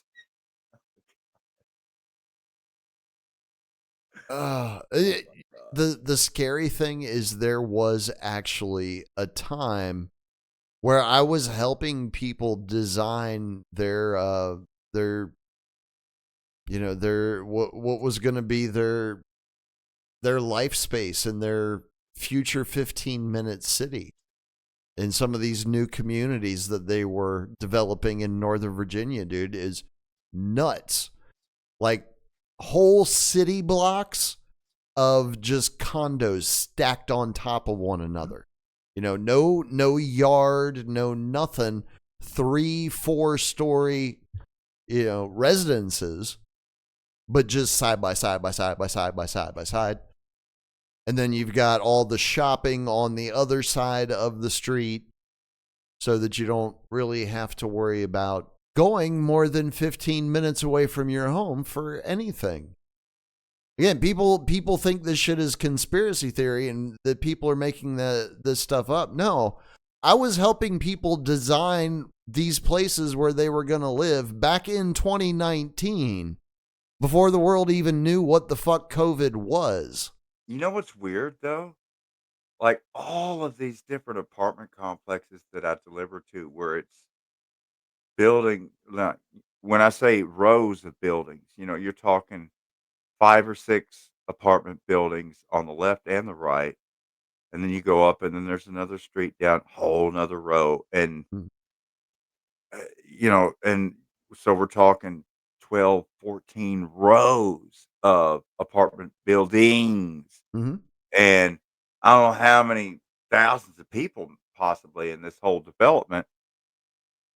And they had a playground for the children with 2 swings and a slide and a little crawl thing on maybe 10-foot by 15-foot thing with like wood chips. And that's it. Well, yeah, that's where they make the drug deals. And then like that's not for the kids. That's the only one that even has a playground. The other ones don't even have playgrounds. And I'm like, you just beat me on the swings. Where are kids supposed to play? What? And then I realized, like, I don't see any kids don't play anymore, Yona. Kid toys or anything around any of these places. And then I realized, well, these are all rich people. They have pets. They don't have kids. And then I kind of connected the two together. Yeah. Like most of my deliveries to the big apartment complexes is, the Eukanuba dog food or the cat food. And I have to go to the Tractor Supply or wherever to get the super duper fancy fucking 50-pound bag of food for their man-sized fucking Shetland pony-sized dog breed or whatever that thing was. A Marmaluke? Is that? Oh, wow. Marmaluke? Yeah. Jesus Christ. I mean, I think could pull the entire sled. You just need a one dog theme. Do the Iditarod with that motherfucker. Jesus Christ. The dog was big enough to take a saddle. Was it? I've seen Rottweilers that big. The feet on that thing. Mm-hmm. My God, look like King Kong's feet, man. Like elephant feet. Did you find out how old it was? It was a pup. That's what I figured. Yeah, and it was already like big. I'm like almost standing eye to eye to it when it's standing on its legs. Jesus Christ, I'm not that short. I'm like 6 foot tall. Yeah, you're a tall dude. I'm not short. That's a big fucking dog, man. It is a big dog. God, it sounds like you're a little bit shaken up by the encounter, which is understandable. Standing on your feet and you're looking eye to eye with a canine, that's a little bit intimidating. Well, when she opened the door to take the food, I just heard the feet. Just I didn't like hear over any her noise, shoulder. and I looked down. I turn around, and it's like inches away from me. Hadn't made a noise or nothing. Was just giving me crazy eyes. Totally quiet. Yeah. I don't like it when they go quiet like that and just look at you crazy. That's not good. Yeah, I didn't like He was trying to figure you out. That's what it was. He's like, what is this? Well, I think I had smells taken funny. feathers. I had taken feathers off a barn owl maybe an hour before I did that. So he probably still smelled the burn. Might have. That's possible. They're real attuned to that. Like I was on my way to Charleston going through Hurricane. Yeah, I know it's spelled hurricane, but it's West Virginia, so it's pronounced Hurricane.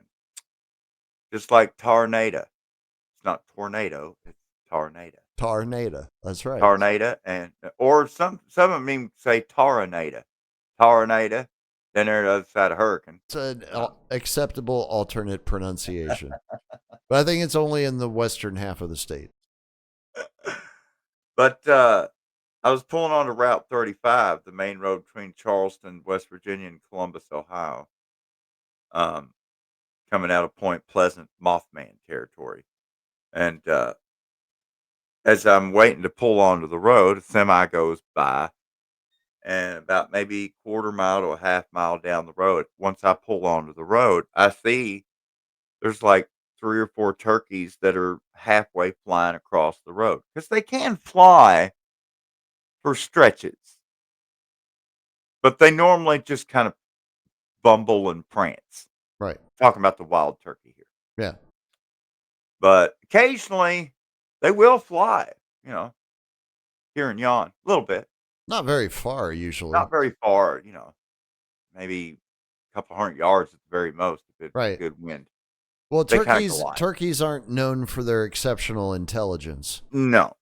But anyways, the last one in the line was just flying too low, and he caught the corner of the grill of that Mack semi truck, tractor trailer. And I seen like blood fly, but I didn't see any feathers or anything. And he spun around and dropped onto the paved shoulder. Right. Up ahead of me. So of course I pulled over onto the shoulder. That's like the first few inches got the rumbles right dug into it. Get up by the guardrail as far over as I can. Semis are flying by. And I walk up to the poor thing, and it's sitting there and it's pushing its scaly legs and it's still moving its wings. And I look up at its head. It doesn't have crunkles as female. It's got the gray neck. Its eyeballs are both hanging out. Its skull's busted wide open. Half its brain's hanging out. And it's sitting there gasping and its tongue's coming out, but it can't make any noise. I just about started tearing up. So I had to go back to my car and get my knife. Kill this poor thing. That's the only humane thing to do. It's better than letting it suffer. But now I've got all these fresh turkey feathers. Bam. Bunches. I'm going to make 3 turkey feathers. Were you in West Virginia? Yeah. You could have taken that shit home. Well, that's free meal, dude. Well, now, not just the head was tore up, like both its entire breast was gone. Oh. There probably wasn't much left then. That caught the edge of the bumper. And so pretty much what was left was like his head and the back part. But like the where the chest meat and everything was just gone. Oh, wow. How is it even still alive? But I don't know that necessarily counts as being alive, but yeah. I don't know.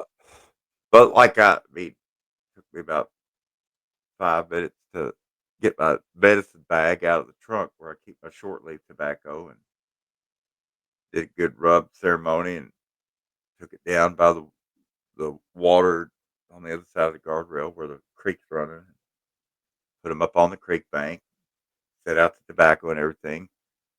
Took the 7 feathers for the clans and did all the things there. Now I can make some dream catchers. Because kind of like say you go into a court to give sworn testimony, and you'd raise your hand on a Bible, swear your hand to a Bible or something. Well, it's kind of the same equivalent if you speak holding a turkey feather, or an owl feather, or an eagle feather. Either of those 3 feathers means you're speaking words of iron. God honest gospel truth. Can't lie when you're holding. I mean, if you do, the consequences are absolutely terrible. All the birds will attack you. Watch the Hitchcock movie. You'll see it's true. I didn't realize that was a documentary. Yeah. I'll have to watch it again with fresh eyes. I've got the fuck voting pulled up, but I think we're about out of time. I think we can go an extra couple of minutes for it. It'll be all right. The thumbnail, of course, features vote for the Sautéed County Developmental Disabilities Levy, which is not a tax increase. I think we talked about this before, where I said it was the lowest they've ever sunk in trying to pass a tax increase. I mean, let me see here. Screen share. Yeah, there it is. Jesus. No shame, these people. No shame. Of course not. All right, but yeah, God, that was so funny. All those people turning their heads, like whenever they turn their head, even with walking, holding the briefcase and everything, I'm like, I know that guy's a legislator. Fuck voting. Like turns, like, oh yeah, he heard it. Oh yeah, he's hearing it. That's right. That's right, you fuckers. Let the people hear it. We'll get out of here, Gracie. Doing my job to poison minds. Hey, Jan, today it's Nick from Rest, one of the shearer trainers. Just going to give you a few quick... Sheep will get sheared, Drizzle. How to shear a sheep. So first of all, one of the biggest things I find is people getting out of position. So I'll generally have a little mark where I'm going to set up for belly, down tube, straight up and down, square off the wall. Okay, put a little mark next to our cogs, and we've got to start in position. All right, so I'm going to grab the sheep. We're going to come in. Generally, I'll go for one with its head up. So we want a straight line. Don't want to be walking right around the pen. Come in for this one. Grab him on the end of the nose. They got you by the balls. Fuck voting. They don't want a population of citizens capable of critical thinking. Hey, give me a little more volume. Fuck voting. Perfect. Fuck voting.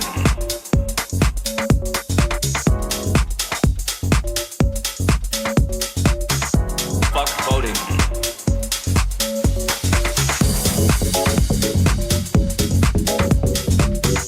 Fuck voting.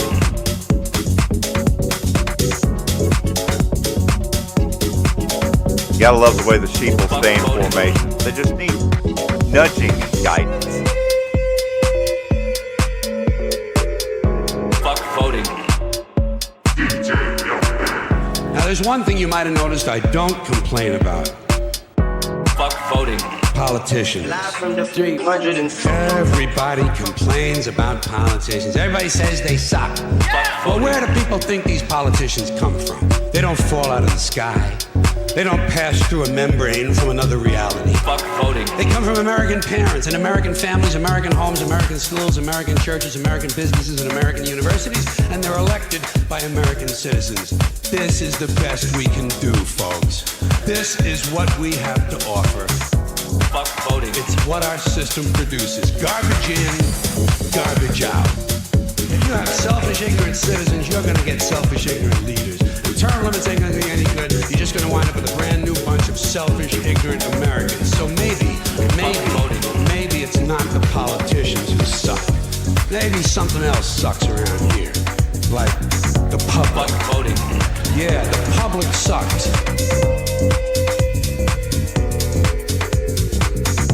Fuck voting. Live from the 300 and a nice campaign slogan for somebody. The public sucks. Fuck hope. Fuck hope. Because if it's really just the fault of these politicians, then where are all the other bright people of conscience? Where are all the bright, honest, intelligent Americans ready to step in and save the nation and lead the way? We don't have people like that in this country. Everybody's at the mall, scratching his ass, picking his nose, speakers with lights in them. So I have solved this little political dilemma for myself in a very simple way. Fuck voting. On election day, I stay home. I don't vote. Fuck them. Fuck them. Fuck voting. I don't vote. Two reasons I don't vote. First of all, meaningless. This country was bought and sold and paid for a long time ago. The shit they shuffle around every 4 years. Fuck voting. Fuck voting. And secondly, I don't vote because I believe if you vote, you have no right to complain. Fuck voting. People like to twist that around. I know. They say, well, if you don't vote, you have no right to complain. But where's the logic in that? Fuck voting. If you vote and you elect dishonest, incompetent people, and they get into office and screw everything up, but you are responsible for what they have done. You caused the problem. You voted them in. You have no right to complain. Fuck voting. On the other hand, who did not vote, who, in fact, did not even leave the house on election day, Fuck voting. am in no way responsible for what these people have done and have every right to complain as loud as I want about the mess you created that I had nothing to do with. Fuck voting. So I know that a little later on this year, you're going to have another one of those really swell presidential elections that you like so much. You'll enjoy yourselves. It'll be a lot of fun. I'm sure as soon as the election is over, your country will improve immediately. Fuck voting. As for me, I'll be home on that day doing essentially the same thing as you. The only difference is, Fuck voting. when I get finished masturbating, I'm going to have a little something to show for it, folks. But if you talk to one of them about this, if you isolate one of them, you sit them down rationally, you talk to them about the low IQs and the dumb behavior and the bad decisions, right away they start talking about education. That's the big answer to everything. Education. They say we need more money for education. We need more books, more teachers, more classrooms, more schools. We need more testing for the kids. They say to them, well, you know, we've tried all of that, and the kids still can't pass the test. So don't you worry about that. We're going to lower the passing grades. Fuck voting. That's what they do in a lot of these schools now. They lower the passing grades so more kids can pass. More kids pass, the school looks good, everybody's happy, the IQ of the country slips another 2 or 3 points, and pretty soon all you'll need to get into college is a fucking pencil. Fuck voting. Got a pencil? Get the fuck in there. It's physics. Fuck voting. Then everyone wonders why 17 other countries graduate more scientists than we do. Education. Politicians know that word. They use it on you. Politicians have traditionally hidden behind 3 things. The flag, the Bible, and children. No child left behind. No child left behind. Oh, really? Well, it wasn't long ago you were talking about giving kids a head start. Head start, left behind. Someone's losing fucking ground here. Fuck voting. There's a reason education sucks. It's the same reason that will never, ever, ever be fixed. It's never going to get any better. Fuck voting. Don't look for it. Be happy with what you got. Because the owners of this country don't want that. I'm talking about the real owners now. Fuck voting. The real owners, the big wealthy business interests that control things and make all the important decisions. Forget the politicians. Fuck voting. Politicians are put there to give you the idea that you have freedom of choice. You don't. You have no choice. You have owners. Fuck voting. They own you. They own everything. They own all the important land. They own and control the corporations. They've long since bought and paid for the Senate, the Congress, the state houses, the city halls. They got the judges in their back pockets. Fuck voting. And they own all the big media companies, so they control just about all of the news and information you get to hear. They got you by the balls. Fuck voting. They don't want a population of citizens capable of critical thinking. They don't want well-informed, well-educated people capable of critical thinking. Fuck voting. They got you by the balls. Fuck voting. They don't want a population of citizens capable of critical thinking. Fuck voting.